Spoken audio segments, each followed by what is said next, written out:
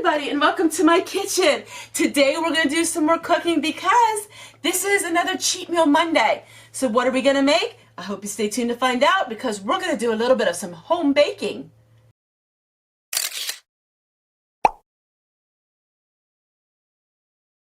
Welcome back everyone, and welcome to my kitchen. Today I'm going to show you how to make Cuban rolls, and we're going to make some barbecue chicken. Now the barbecue chicken is really nothing that's going to be too much of a technique to it because I found this weeks and weeks ago. Remember when I did the video, my daughter showed you all these different seasonings and spices and sauces? Well, this here was 50 cents, and we're going to add some chicken in the crock pot, and we're going to cook this chicken and shred it up, but we're going to make some Cuban rolls. I did this video many years ago, and everybody loves the Cuban rolls. It's really easy to make, and in this day and age, everybody wants to know, how do you bake bread? Now, of course, I'm going to be using my bread machine, but all of my bread recipes, you can use them just as easy with a wooden spoon and a big large bowl. You don't have to have a mixer, you don't have to have a bread machine, you can do it all by hand. But first, let's get started on this chicken. Looks good. It's original barbecue. Yum, yum. So I was cleaning out my freezer and I found all these different chicken breasts.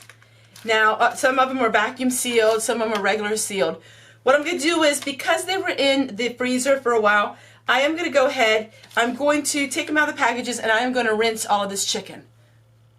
One of the biggest questions are to rinse or to not to rinse. That is the $100,000 question. Well, sometimes I rinse and sometimes I don't rinse, and there's no reasoning by it all. Sometimes I'm just lazy and I just don't rinse it.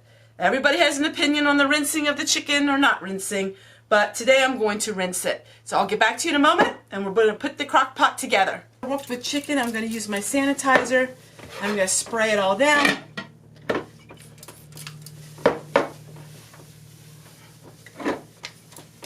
Get everything cleaned up before I continue on to the next thing. Alright, looks great. Smells good too. So we put our chicken and we put our sauce in the crock pot. Now we're going to put this on high for about, it's going to take a while. It's going to take about 5 to 6 hours. So we're going to go ahead and we're going to cook that, and now we're going to work on our rolls. Alright, so at the end of this part, I'm going to share with you the recipe so you can write it down for yourself. The Cuban rolls are really easy, and so most times when you're making bread, it's pretty much the same ingredients. What I start out with is 4 cups of flour. Now I do like using bread flour, but you can use regular flour as well.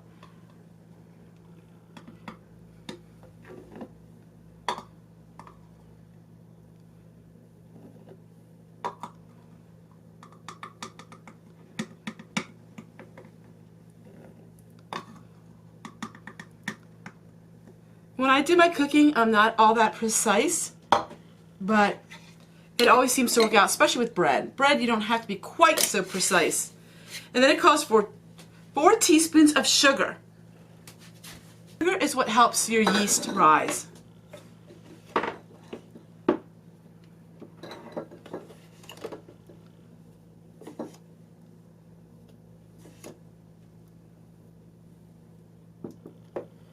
And then 2 1/4 teaspoons of yeast. Keep your yeast in the freezer. It can last you almost indefinitely. This yeast is over a 1.5 years old, and it's just as fresh as the day I bought it because I put it in the freezer.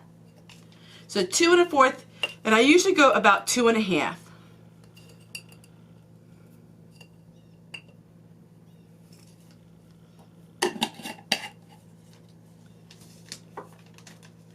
And then 4 tablespoons of butter. When I cook, I don't ever use margarine. I always use real butter. Now I could have used my canned butter, but I had this one, as you see, was partly used, and I want to get it used up. Making your own bread, it's just so simple. Now what I do is I like to cut mine up in little pieces like this. It just helps it.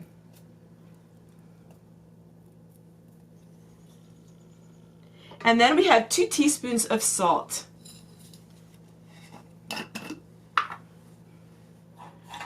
Now sometimes I don't use this salt, other times I do. but we're going to put the salt in today. So why don't I like salt? Well, salt can cause high blood pressure. Now, we don't have any of that problem here.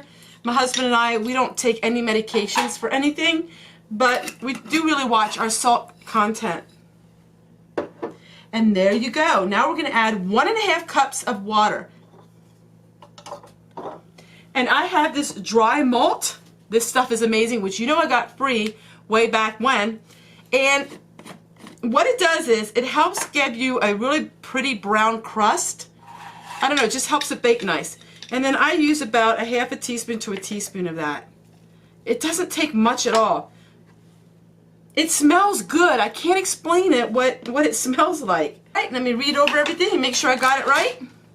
So we got 4 cups of flour, 4 teaspoons of sugar, 2.5 teaspoons of yeast, 4 tablespoons of butter, 1.5 cups of water, and 2 teaspoons of salt. This will give us 6 rolls. We're going to go ahead and put it in the bread machine, and I'll show you what we do after it's done rising.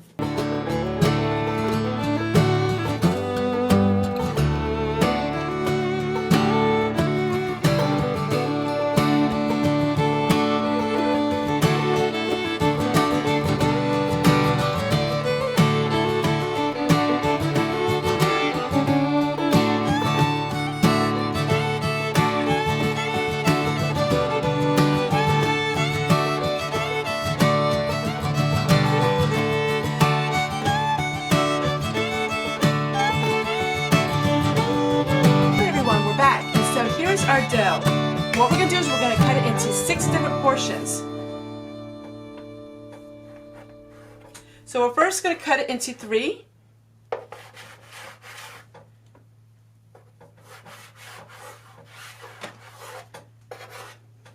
And then we're going to go ahead and cut it in half.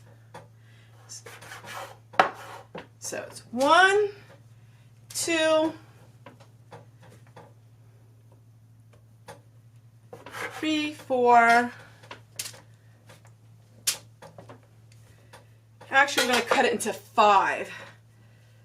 Okay, so this is what we're going to do. I think we're going to make 5. They're kind of going to be a little bigger because we are making them for sandwiches.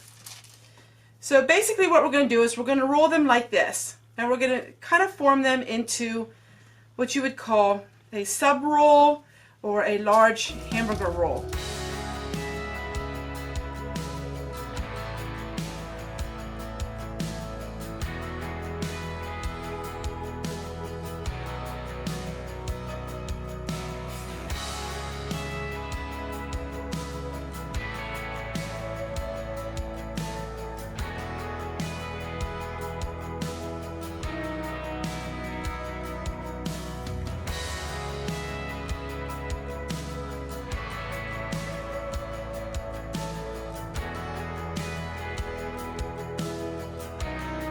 Alright, so now what we're going to do is we're going to let them rise to about double. And that should be about 1 hour to 2 hours, depending on your kitchen.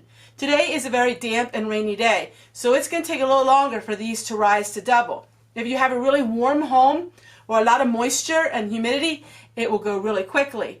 So this is what it looks like. We have 5 of them. Now generally I make them into 6, but we're making them a little bigger this time because we are going to be making these chicken sandwiches. So I'll get back to you when everything is done rising, and then we'll put them in the oven and I'll show you what they look like. It's important that when you're rising your dough, you want to have it covered. So we're going to cover it up just like that, and I'll get back to you with the magic of the camera in just a few minutes. So the difference between these rolls and these rolls are, now these rolls are uniform in shape and they're perfect. These rolls won't be quite so perfect, but these rolls have a whole list of ingredients that are things that you really don't need because they put a lot of preservatives into your bread. But when you make it by scratch, there's no preservatives.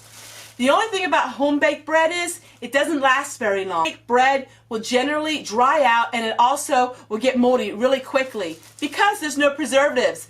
Home-baked bread is best eaten that very same day. So if you're like me, we do a lot of baking during the week. So I will bake maybe once or twice during the week. And when my children are at home, I baked almost every single day. So I'll see you guys in a little bit. Everybody, the rolls are finished, and take a look how beautiful they are. Now they're not perfect like store-bought rolls, but this is what they look like. This recipe bakes really nice bread. So I hope you give it a try. Now they're really, really hot, so what we're going to do is we're going to put some butter on them.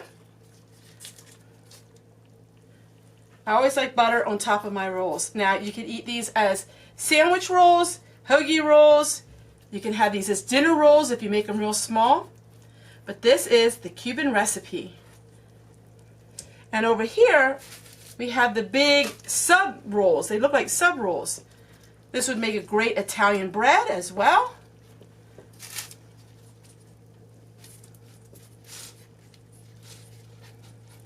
Alright, so now what we're going to do is I'm going to get a knife and we're going to show you what the chicken looks like. Here is the chicken and it looks amazing. You don't want to cut bread when it's hot, but I'm in a hurry to get this video done because hubby's home and we're ready to eat. I'm going to use the small one.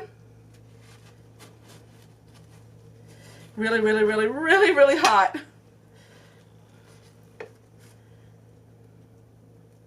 But I want to show you how nice it bakes. Very nice. Take a look at that beautiful sandwich. Homemade bread and the chicken in the crock pot. That's a perfect meal. No preservatives, nothing added to it. It's just good, wholesome cooking. I thank you guys so much for loving my cooking videos. They're getting a lot of views and I thank you. And I hope that you give it a try. You don't need to have a bread machine. You don't need to have a mixer. All you have to do is mix it by hand. So, it's so hot.